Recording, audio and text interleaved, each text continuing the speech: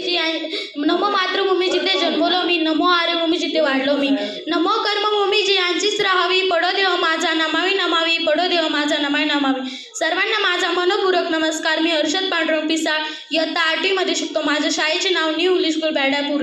कित्येक लढाया लढून, कित्येक बलिदान देऊन, कित्येक लढाया लढून, कित्येक बलिदान देऊन त्यांची आहुती वाहून शेवटी अखंडित स्वातंत्र्य आपल्या पदरी पडले.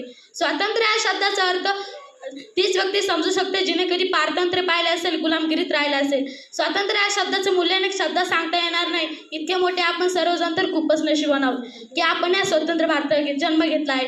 मित्रांनो, भारत, हिंदुस्तान, इंडिया ही नावं तोंडावर जरी आली तरी रक्त सळसळायला लागतं. जेव्हा तो तिरंगा आपल्या समोर फडकत असतो ना, तेव्हा प्रत्येकाच्या मनातील ती भावना, तो आदर्श पाहण्यासारखा असतो.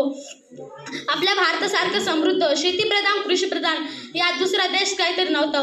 म्हणूनच कदाचित इंग्रजांना भारतातून बाहेर पाऊल टाकताना खूप त्रास झाला असावा.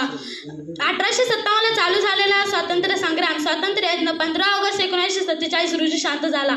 आपला भारत देश 26 जानेवारी 1950 रोजी प्रजासत्ताक झाला. किती छान ना. पण तुम्हाला माहिती आहे, जरी भारत देश प्रजासत्ताक झाला असला तर तो कुणापासून? भारत भूमीवर राज्य करणारे इंग्रजापासून. पण जातीभेदापासून नाही, धर्मभेदापासून नाही.